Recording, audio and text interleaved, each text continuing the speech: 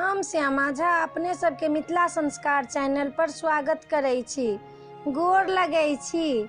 अपने सबके काल्हिखन तेसर दिन के कथा में पृथ्वी के जन्म देखेनौ, पृथ्वी के जन्म सुनेनौ। आइ समुद्र मंथन ये। चारिम दिन के कथा में तीन टा कथा ये, तै में हम अपने सबके खंड खंड क सुनाब। समुद्र मंथन के कथा अखन हम सुनबै छी।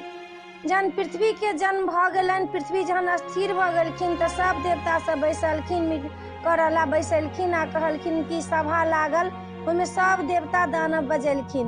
अथी सब देवता सब जे रहथिन से त चलाक छथिन, कहलखिन समुद्र के जे मंथन करब ओहिमे से चीज सब निकलत तखने सृष्टि के रचना हैत।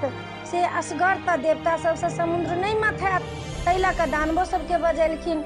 दानवो सबके बजेलखिन, सभा लागल, सब गोटा अयलथि। फिर कहलखिन कि जे एहिमे कोन पहाड़ लायब, कोन पर्वत लायब। तऽ मंथरा जे रहथिन, मंथरा जल जे पर्वत छथिन हुनका लेलखिन आ बासुकी नाग के डोरी बनेलखिन। आ समुद्र में कच्छप जे रहथिन से पीठ पर कृष्ण भगवान अपना पीठ पर लऽ कऽ तखन मंथन शुरू भऽ गेल समुद्र में। जखन बासुकी नाग के जे मुँह तरफ के रहन तै तरफ रहथिन राक्षस सब, आ अथी जे रहन से की कहै छै नांगर तरफ जे रहथिन ओहि तरफ रहथिन देवता सब। तब समुद्र जहन मथाइन आ मुँह से जे हुनकर झाँक निकलनि से सबटा दानव सबके पड़ि जानि। दानव सबके पड़ि जानि तऽ दानव सब कारी कारी भऽ गेलखिन। और की कहै छै जे पुछु तरफ रहथिन देवता सब तऽ हुनका सबके किछु नहीं होनि।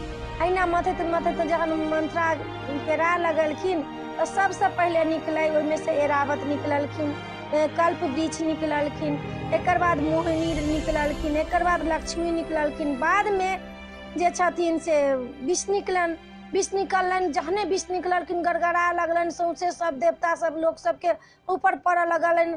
सब महादेव के गेलखिन अथी करला, विनती करला। महादेव एलखिन, महादेव के कहलखिन कि विष के की कैल जाओ।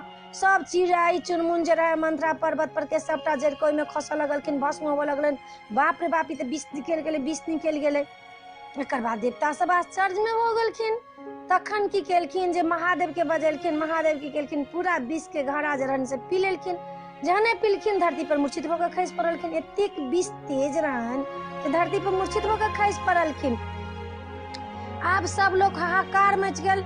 एलखिन सती माता एकदम से, बाप रे महादेव के की भेलनि, महादेव के की भेलनि। की केलखिन फेर निहोरा भांति सबके करऽ लगलखिन। सर्प के आधा विष देलखिन, चुट्टी के देलखिन, बिढ़नी के देलखिन, पिचहिया के देलखिन।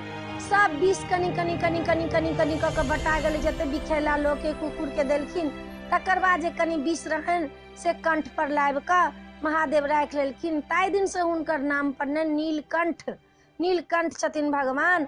एहि वीडियो में एतबे है। समुद्र मंथन के दोसर कथा ये चारिम दिन के से सती के दहन है, से दोसर वीडियो में हम अपने सबके देव। ई वीडियो अपने सबके पसंद आयल हैत तो सब्सक्राइब करब, हमरा उत्साह बढ़ायब।